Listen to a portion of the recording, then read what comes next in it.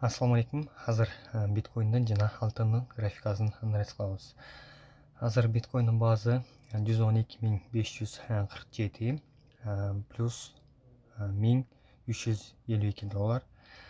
Алтындыкысы 3418 21 плюс доллар өсүптүр. Эң биринчи эле алтындыкын анализ кылабыз. И биткоиндикин 1 сааттык графика.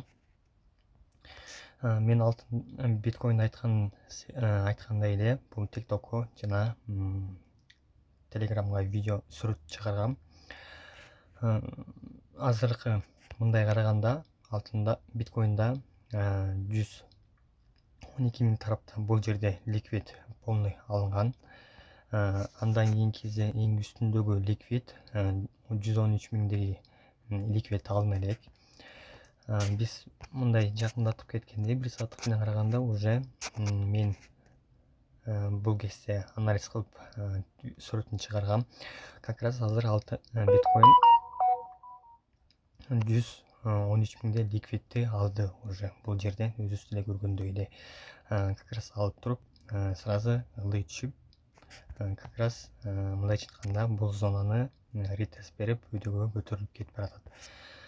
Ал сүрөттө Telegramга кирип караганда көрөсүздөр, как раз мен чийген сызыктан разворот лонгко караштырып баштаймын дегенмин. Как раз өстү. Мындайча айтканда импульс, ретест, кайра импульс, накопление, кайра эле бул уровеньди ретест кылып өйдөгө кетип баратат. Бул любой момент мындайча айтканда ылдыйга түшүп деле кетиши мүмкүн.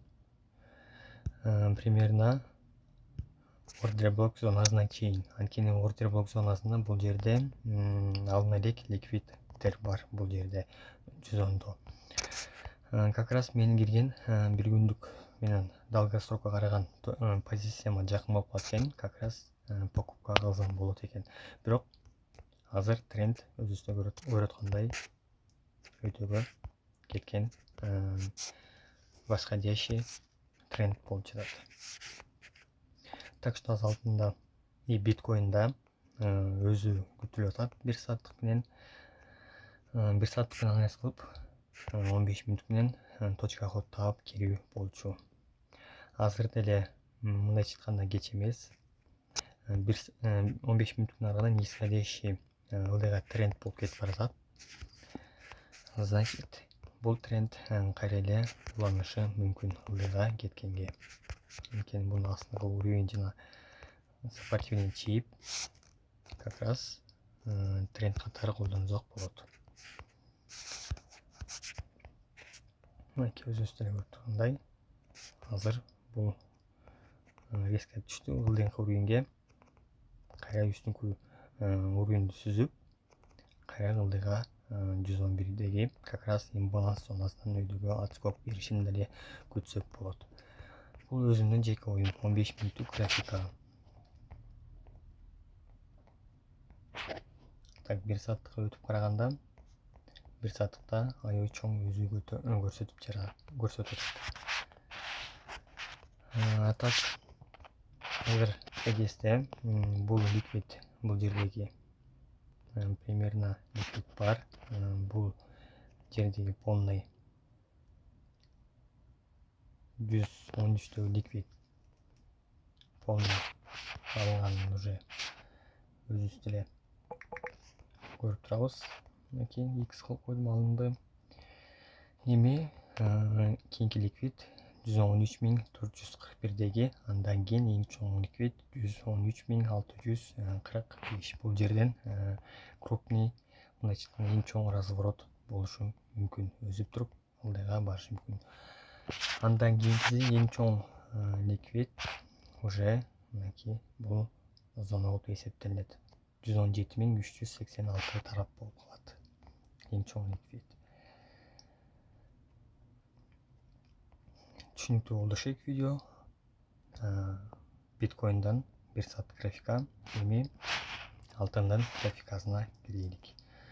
Алтын деле 1 сааттык менен алтында мен кечээ күнкү айткан видеодо YouTube'da жана TikTok'ко кирген видеодо астыңкы имбаланс, мындайча айтканда уровеньден отскок ылдыйга түшүп, будан өйдөгө кайтат дегеним как раз кайтты. Ким лонгко покупка бул уровеньден киргендер бар болсо, анда позициясы жакшы эле плюска чыккан болот. Шортко киргенде, продажа киргендер болсо, как раз мен айткан уровеньге чейин кармап жаап салса, анда жакшы плюска кирген болот дагы. Азыр так что бул жерде өтө өсүп кетти. Бул трендте босту десек болот. Уже трендтин үстүнө чыгып кетти. Как раз муну ылдыйкы разворот кылышын, кайра өйдөгкө кетишин күтүш керекпиз. Бул 1 сааттык графикада AvaTrade деген брокер. Бул жерде дагы уровень лонгко покупкага караштырсак болот. Эгер түшүп барса, бул жерде өсүп кете берсе, анда бир күндүк графика менен карайбыз кайка чейин барарын. Так, бир күндүк графикада так айтат. Бир күндүктө как раз бара турган жерибиз 3000 примерно 3439 болуп эсептелет. Бул жерде дагы чоң ликвид бар экен. Как раз андан кийинкиси. В общем, бул зонаны зона продажа катары колдонсок болот экен. Бир күндүк менен алдыга зона шорт катары колдонсок болот экен. Бир күндүк менен караганда. Так, азырынча бул мындайча айтканда план өзгөрүлдү. Мен үстүнкү уровеньди күтөмүн. Бул жер 3449 болуп эсептелет. Мындайча айтканда азыр мен муну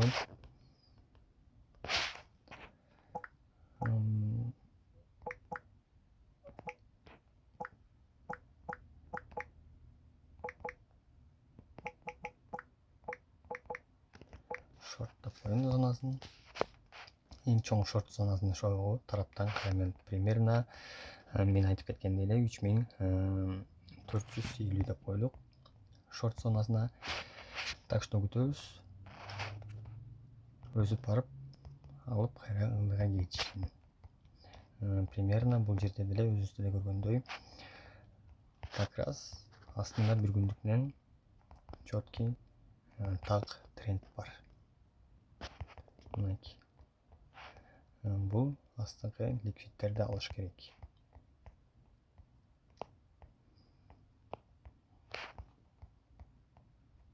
Видеону бул түшүнүктүү болушу керек. Алтын графикасы бир күндүк менен азыр 1 сааттык менен караганда алтын уже агрессивный эле өсүшү мүмкүн. Базардын жабыларына 2 саат бар экен. Так что азыр четверген, суббота жана воскресенье күнү иштебейт. Анда кимдин позициясы алып кетсе, өтө чоң комиссия алып коюшу мүмкүн. Часовой пояс меники Нью-Йоркский деп турат. Мынакей өзүбүздө көргөндөй, меники постоянно часовой пояс Нью-Йоркко турат. Азыр бизде бул жерде агрессивный өзү үстүнкү шорт зонасына чейин болушу мүмкүн. Аны 4 сааттык менен караганда так көрүнөт экен. Мынакей шорт зонасы как раз точка ход бул тарап болуп эсептелип калат продажага. Алтындыкы түшүнүктүү болду. Азыр бирок мындай караганда алтында ылдыйкы мынакей бул тарапта ликвидтер аябай көп. Эгер түшсө, биз бара турган жерибиз примерно 3162 болуп эсептелип калат. Эгер түшсө, аяк катуу түшүп кетсе, бул ликвидтердин баарын алам десе, анда биздики бара турганыбыз 3163 болуп эсептелип калат. Эгер мындайча айтканда созуп көрсөк болот. Бул 4 сааттык графика, бир күндүк менен 4 сааттыктын экөөнүн айырмасы жок. Бирок бир күндүк менен мындайча айтканда полный четкий көрінеді графика. 4 сааттык менен мындай майдалап уровеньдерин тапсак болот. Так, эфир. Эфирдин базы 4485 болуп жатат. Бу да азыркы кезде разворот болуп, уже ылдыйкы зонага кетип барат. Ылдыйкы зона примерно мен 4310дон лонгко караймын. Продажа лонгко. Анткени примерно бул зонада коелук. Лонг зонасына караштырып баштайм. Бул жерде бул 4 сааттык менен экен, как раз зона покупка катары колдонсок болот лонгко. Бул үстүңкү мен как раз сызган сызык 4781 шорт зонасы, астыңкысы лонг зонасын колдонсок болот. Примерно бул жердеги ордер блоктун алынышын күтүп туруп кирсек деле жакшы. Лонгко. Так, бул жерде деле чоң күчтүү эң уровень, безопасный уровень бул жер болуп саналып калат. Анткени өзүңүз деле көргөндөй бул жерде проторговка бар. Бул жерде канча узак күндөн бери жана сааттан бери проторговка болгон. Как раз если эфир түшүп кетсе 3600 тараптан, примерно ошо тараптан 3590-580 ошо тараптан точка ходко кирип дайындансак болот. Лонгко бул 4 саат графикадан. 1 сааттыктан азыр бизге продажага кечирээк болуп калды. Продажага бул үстүңкү ликвидтин алынгандары жетишпей калыптыр. Албай деле разворот болуп кеткен экен. Бул жерде деле караганда деле ликвид алынбай разворот болгон. Ылдыйкы тарапта ликвид алынып, мынакей как раз өзүбүз деле көрүп турабыз. Бул жерде мындайча проторговка болуп калды. Кичине кыскача, мындай узак эмес, 1 саат графика менен караганда. Ошондо проторговка 1-2 саат болгон экен бул жерде. 1 саат графика менен. Так что азыр биз деле бул жерде накопление кылып туруп, сразу ылдыйга продажа болуп кетиши мүмкүн. Муну карап турабыз.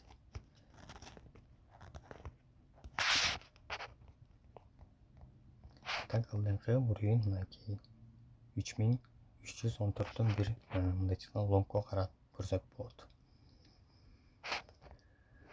3314 лонгко. Так, эфирдеги түшүнүктүү болду. Эми дагы биткоиндин смезин карап коелук. Чикагский фонддук биржада.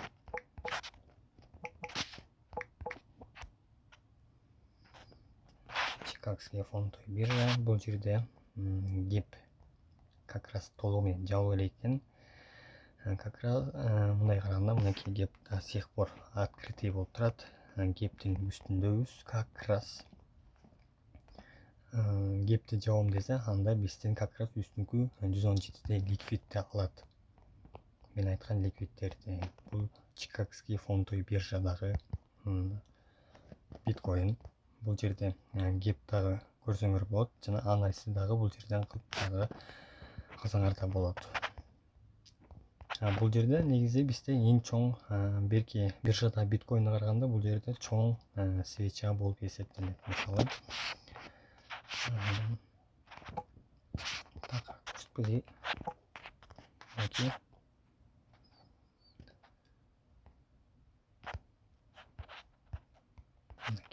Бул жерде чоңураак свеча болуп эсептелет.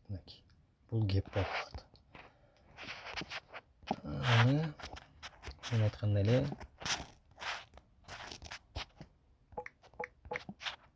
Чикагский фонддук биржадан карайбыз. Как раз бул гептин жабылышын күтсөк болот экен. Геп до сих пор жабылып элек. Гептин жапкандан кийин ылдыйга разворот болушу мүмкүн. Мисалы азыр жабылгандан кийин бир аз ылдыйга коррекция берип өйдөгө өзүшүн күтсөк деле болот. Мынакей